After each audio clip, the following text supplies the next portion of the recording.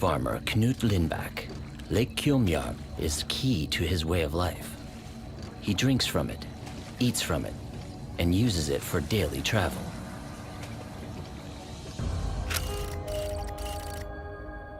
Knut had a very small farm, very near the shore of Lake Kjolmjärv. They raised their own meat and they grow their own vegetables. They were very much living from that. Knut's boy Bjorn is ready to help with the daily chores. This was the very first year after the war. People were trying to get back to normality. I went to Luleå in the very north of Sweden to interview Knut Lindback, to listen to him tell me about the story. World War II may be over, but Swedes are still very wary of any loud explosions overhead. In 1946, the Soviet Union is bent on world domination. They're attempting to take over many other countries in Europe. Sweden is worried about what the Soviet Union is going to do. Knut's farm is less than 500 kilometers from the Russian border. An airstrike is always a possibility. Sweden has always been a little aware of Russia because of the threat from the east. And Swedes were very much aware of what was flying in the skies. When I interviewed Knut, he told me that he heard a tremendous, strange noise from the heavens. He was looking up at that noise and trying to find out what was coming. Knut Lindback's first thought was that it was a great storm. But it doesn't look like any storm cloud. He saw the windows rattling. He looked up into the sky and saw an elongated rocket-like object with two fins pointing out from the sides.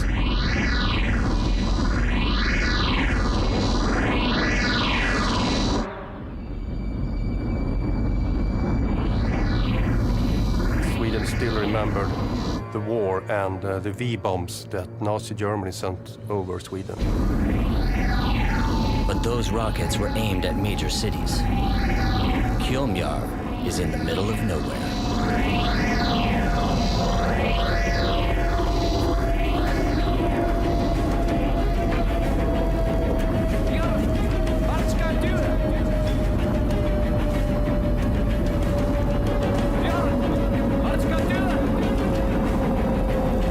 It was flying straight into the lake.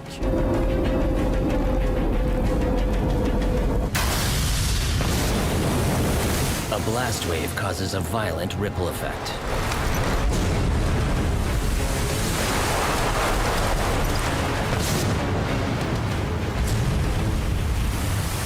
Part of the bottom from this lake was thrown on the shore.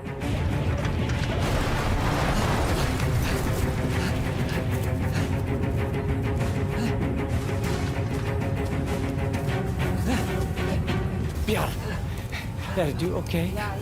Är du okej? Knut suspects they've been hit with a V1 bomb. Vad var det? Knut Lindback, as many other Swedes, knew about the V-bombs from the war. The V1 was kind of an airplane with a big rocket pod on the top, and it would fly more or less straight level. It's sort of what we would call a cruise missile today.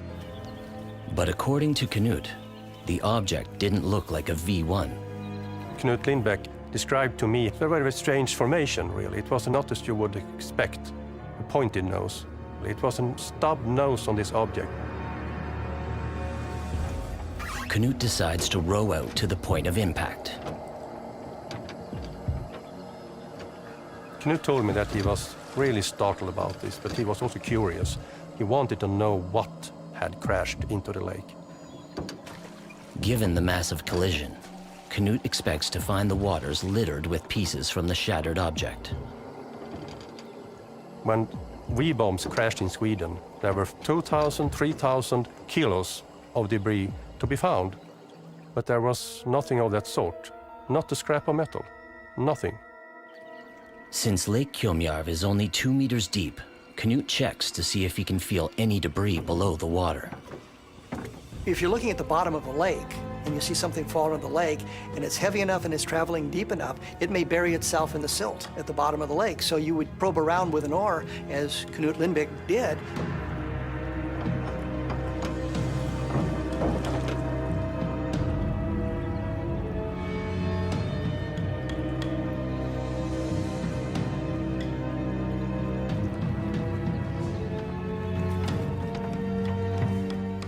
But still no trace of the wreckage. Nothing has recovered from that, so we don't know what fell into that lake.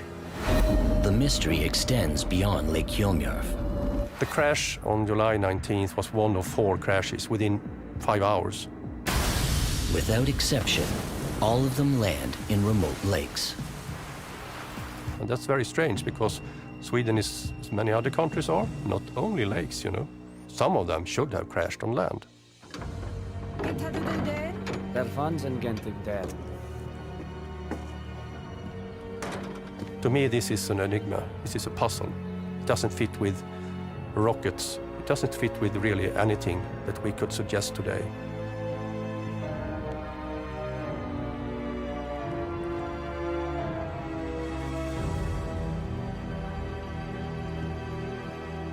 The day after the object crashed, the first military was sent to the lake. They searched the lake for 2 weeks and they found nothing. The Swedish military sends a team of soldiers and engineers to scour Lake Kjolmjarv with electrical probes, mining equipment, metal detectors, and Geiger counters. They collect 35,000 samples, but all are identified as local materials. As many as 30 similar crashes are recorded across Sweden in the summer of 1946. In all cases, no debris is ever recovered.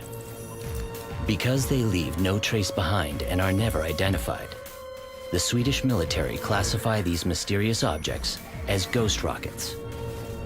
A special ghost rocket committee is set up to study them more closely.